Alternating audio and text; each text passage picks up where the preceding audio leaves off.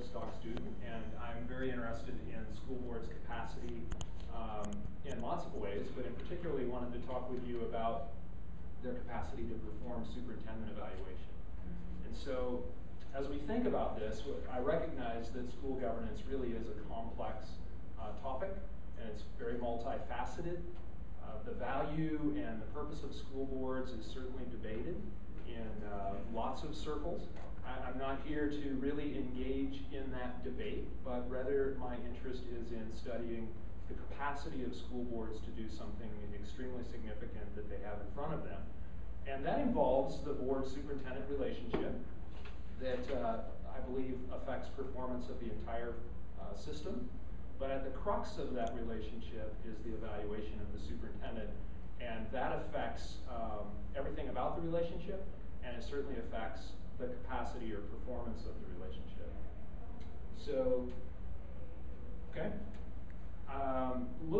Little empirical research has been done on school boards. There's a lot that's been written, there's a lot of talk about school boards, but there really isn't much empirical literature that's out there, but there is some.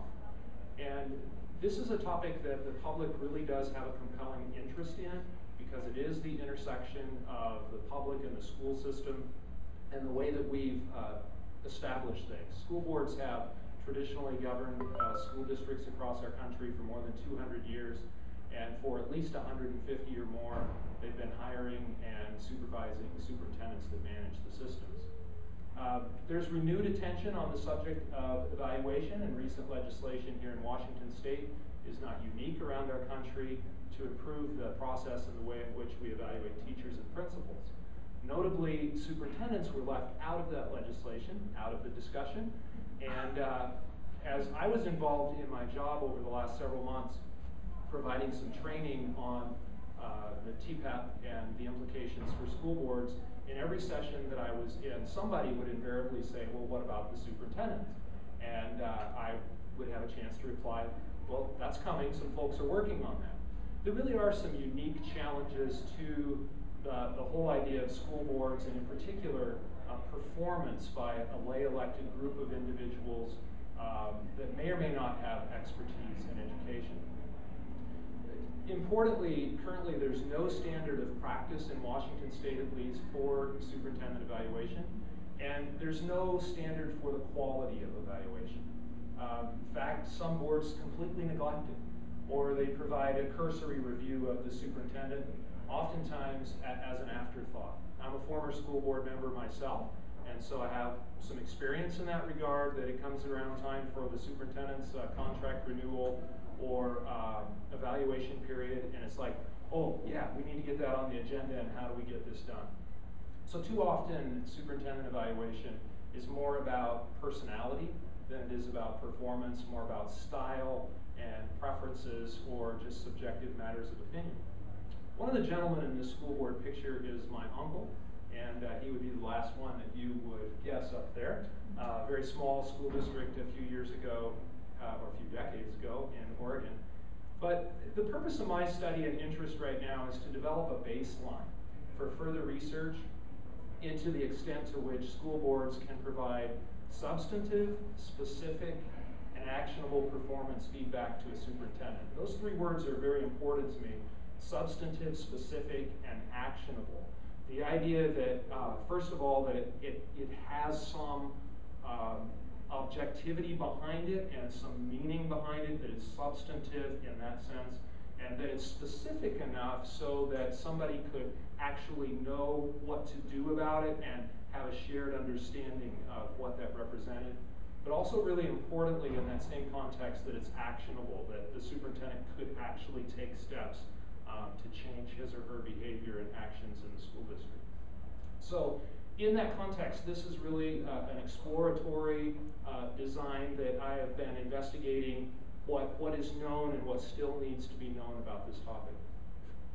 I've got some research questions that have come from a self-assessment survey that we use in Washington State with school boards, and this is some data that I want to share with you, but the first three questions have to do with, to what extent does the board work with superintendents to achieve mutual trust and commitment? To To what extent do they honor the roles and responsibilities of the superintendent? And asked a little bit different way, to what extent do they delegate authority to the superintendent to manage district operations and implement policy? We're asking to what extent do they have written goals for the superintendent that focus on specific outcomes for student learning? And do they communicate the performance of the superintendent to the greater community?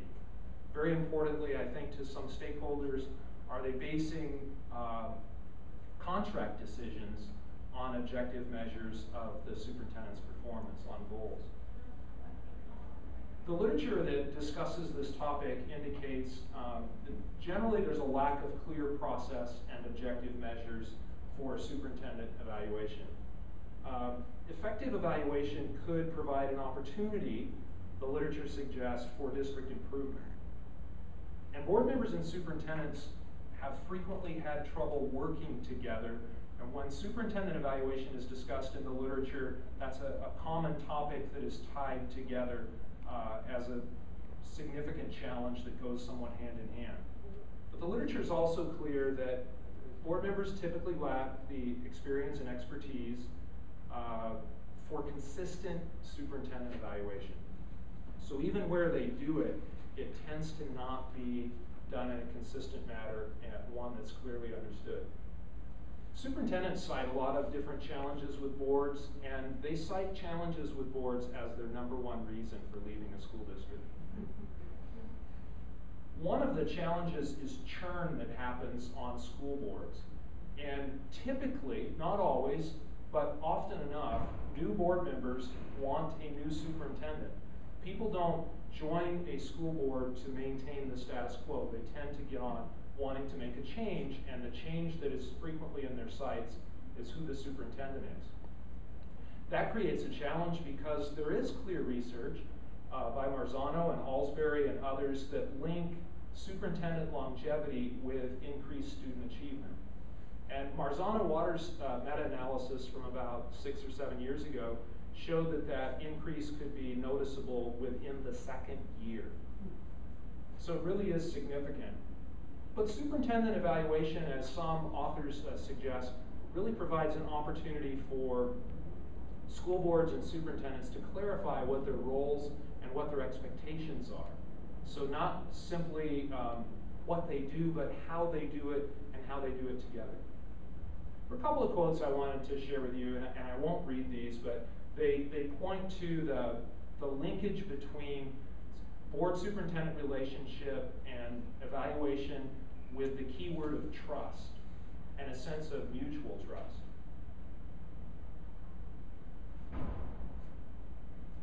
As we think about a conceptual framework for this, my basic premise is that if school boards do evaluation of the superintendent well, that superintendents will improve their performance.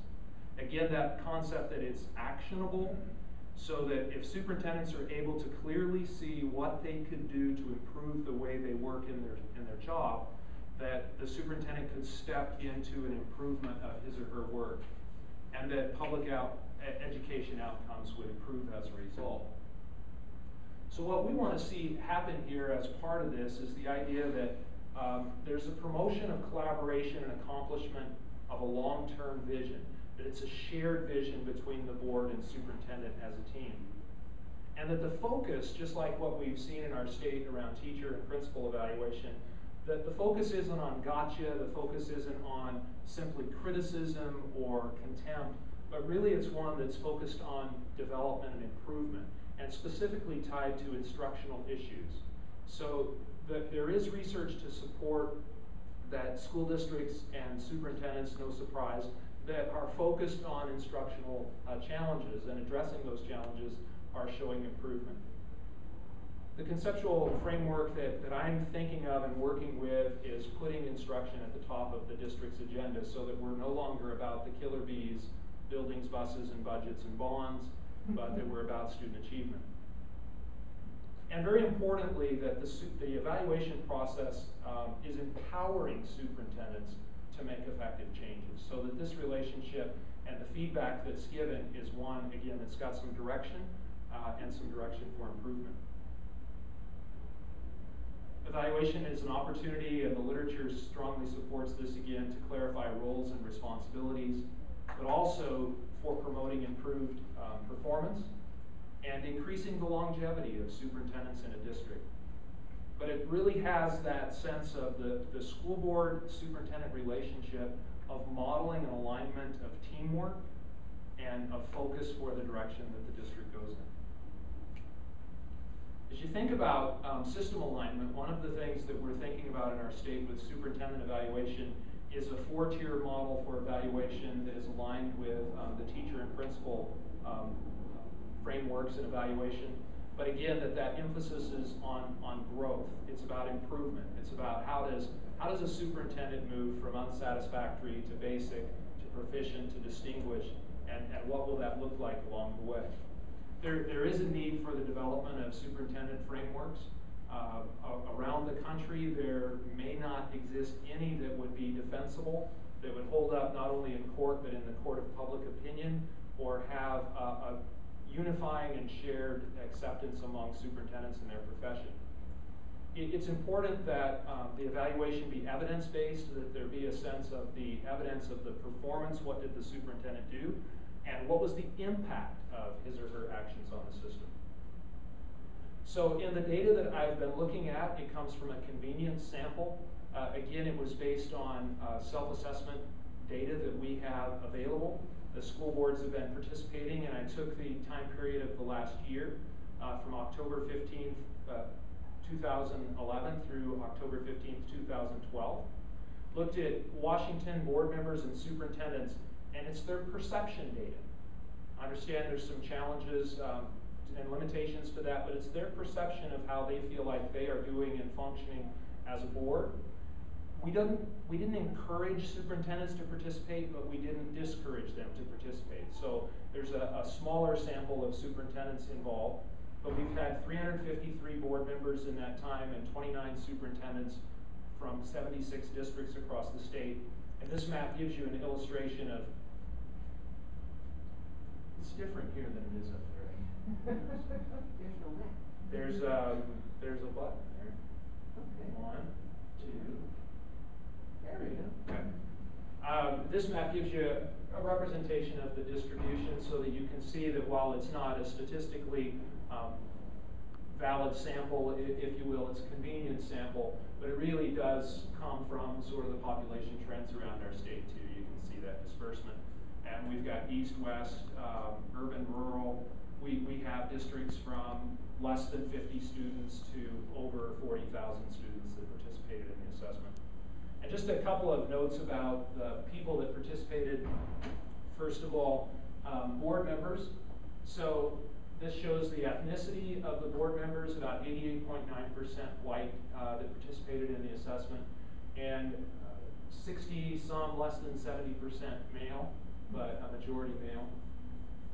And then with superintendents, for those 29 that responded to this question, everyone but one was white, and everyone but one was male.